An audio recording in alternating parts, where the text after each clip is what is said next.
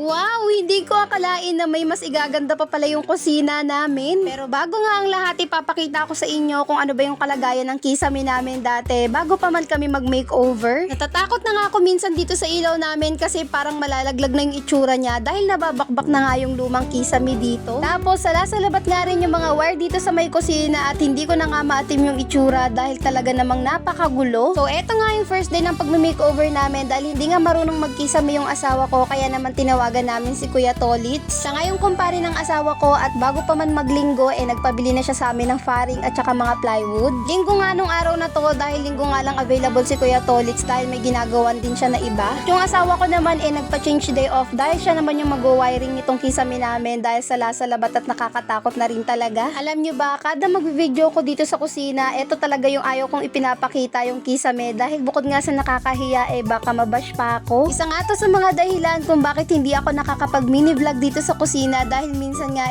busy kami dito. At dahil hindi nga pantay yung pader namin dito sa may kusina, medyo nahirapan si Kuya Tolit sa pagkakabit ng plywood. Kaya naman nung linggo hindi niya nga ito natapos. Ganitong ilaw na nga po yung kinabit namin dito sa may kusina at maganda nga rin to dahil diikot nga lang siya. Sa orange shop ko nga lang din to chinek out at nasa 300 plus nga lang to tapos tricolor na din. At kung gusto nyo nga rin ng ganyang ilaw, ilalagay ko na lang po ang link sa may comment section. Wala nga saksakan tong switch namin dito sa may CR kaya yung ginagamit ko pag nag-washing ako yung bukilya na may saksakan. Kaya naman ginawa ng asawa ko yung itaas nga switch tapos yung baba naman saksakan kaya dyan na ako magsasaksak ng washing namin. Maya-maya nga tapos na rin magkisame dito si Kuya Tolits kaya naman yung isang ilaw kinabit na rin nila dito banda. Ito naman pong isang ilaw sa Nota app po ito at kung gusto nyo nga rin yan yung link ilalagay ko na lang po sa may comment section. So ito nga po pala yung natapos nung linggo at ayan kulang pa nga po yung biga at hindi pa nalalagyan ng plywood. Ito naman po yung lagay ng tiles namin dito sa may kusina at basag-basag na nga po. Isang beses nga nung nagpunas ako dyan nasugatan ako dahil medyo matulis yung tiles. Kaya naman gagawan na nga lang namin to ng makeover at eto nga yung naisip namin ilagay yung PVC wall decor. Medyo malaki nga po ito at ang sukat nga nito ay 50 by 50 cm at pinutulan pa nga yun ng asawa ko para nga magkasya dito. Medyo nahihirapan nga lang siya dahil napakainit po talaga dito sa may kusina dahil mapapansin nyo wala nga kami ditong singawan. So eto nga po pala yung ginamit namin na pandikit dito sa may PVC. No more nails po ang tawag dyan at kung gusto nyo nga rin yan yung link ilalagay ko na lang sa may comment section pati na nga rin tong PVC. Bali ang nagamit nga po pala namin lahat na PVC wall decor dito sa may kusina ay 12 pieces po at 79 pesos yung isang piraso. At dahil naka foam bricks nga po yung pader namin dito sa may kusina inalis nga ng asawa ko para direktang nakadikit nga sa may pader. At dahil masyado nga metikaloso yung asawa ko at gusto sukat na sukat hindi pa nga rin yun natapos ng isang araw lang. Isa pa hindi rin talaga natuloy yon dahil nga nagkulang na kami sa no more nails at umorder nga muna ako. Kaya naman kinabukasan eto nga yung ginawa niya, nag-finishing siya dito sa may ilalim. Rough pa po kasi itong pinakapader at yung pinakataas nga nagtatanggalan na rin tulad nga sa may kisame namin kaya naman kinailangan niya na tong i-finishing ng semento. May ibang part nga dito na uka-uka na kaya ayan medyo nahirapan nga siya dito. Dito naman sa part na to dahil hindi nga flat kaya naman ang ginawa niya dyan kumuha siya ng paintbrush tapos paintbrush niya na lang yung semento at yun na nga yung pinaka-finishing na ginawa niya. Kinabukasan naman dahil tuyo na yung semento ay eto naman yung ginawa niya. Para nga daw pag pininturahan namin hindi nga magbakbak. Medyo matapang nga yung amoy nito at wala nga kaming mask kaya naman ganyan na lang yung ginawa ko. Tinalian ko na lang siya ng bimpo. Pinatuyo niya nga lang din niya pagkatapos niya mag-apply tapos maya-maya nagsimula na nga rin siya magpintura. Lahat nga ng ginamit namin na pang DIY dito sa may kusina ay in-order ko lang sa may orange app. Ito nga lang ilalim yung pipinturahan namin kaya naman 1 litro lang yung binili ko na flat pati na nga rin gloss. Mas makakamura po kasi talaga ako pag sa orange shop ako nag-check out kesa nga bibili ako sa hardware. Ito po kasing 1 liter na flat 116 pesos lang po yan. Tapos yung gloss naman 153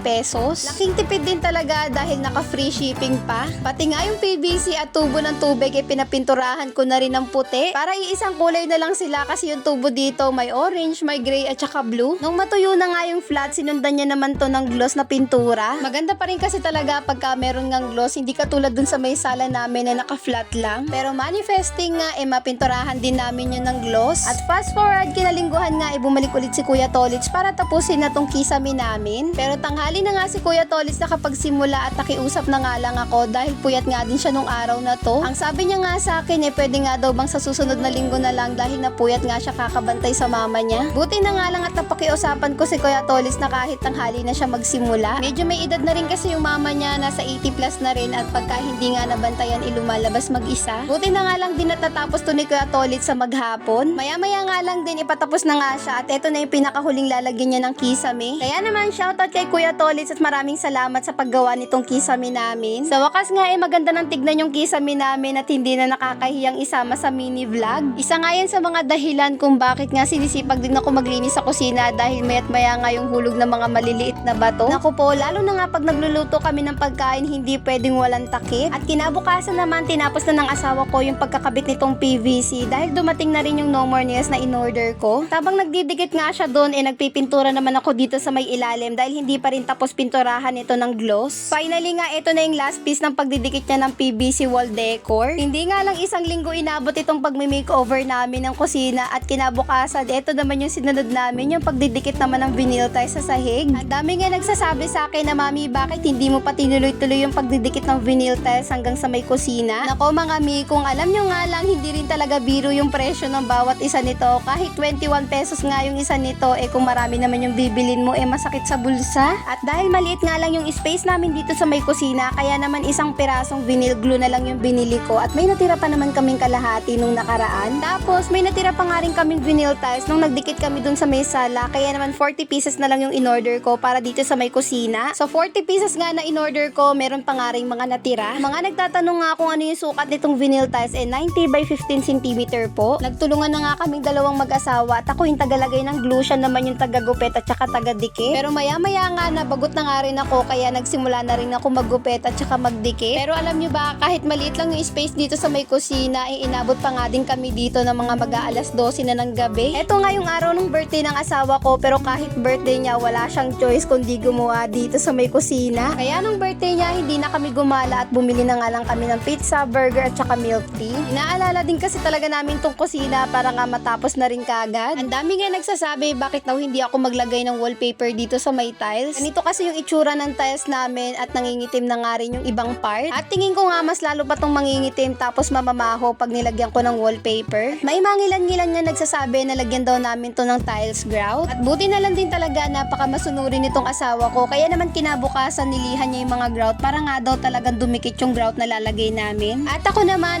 tinapos ko yung paglalagay ng vinyl tiles dito sa may ilalim at ilang piraso na lang din naman yung kulang doon. Nanood nga lang din yung asawa ko kung paano mag-apply ng grout tapos siya na rin yung nagtimpla niyan at naglagay. Buti na lang din talaga at nakakita siya ng tsinelas na sira na kaya ayan yung ginamit niya sa paglalagay. Nakakapagod doon mag-makeover pero pag nakita mo yung resulta, grabe, ang saya sa puso dahil napakaganda na nga dito sa may kusina. Hindi ko akalain na mas may igaganda pa pala tong kusina namin dahil talaga namang napaka-aliwalas, napaka-aesthetic at saka modern tignan. Finally nga, hindi na ako magfo-floor wax ng sahig namin at hindi na mag-aalala na mamumuti ito pag hindi na floor wax. Laking pasasalamat ko lang din talaga sa asawa ko dahil napakatyaga niya nga mag-DIY. At ito na nga yung pinaka-final outcome, yung itsura ng kusina namin ngayon. Kahit siguro hindi na ako lumabas ng bahay at dito na lang ako tumambay, mabubusog na yung mata ko sa sobrang ganda. Kita nyo naman yung itsura ng kisame namin, malayong malayo na sa itsura niya dati. At yun lang muna mga Marcy at Parsi. Salamat sa panonood. Till next video!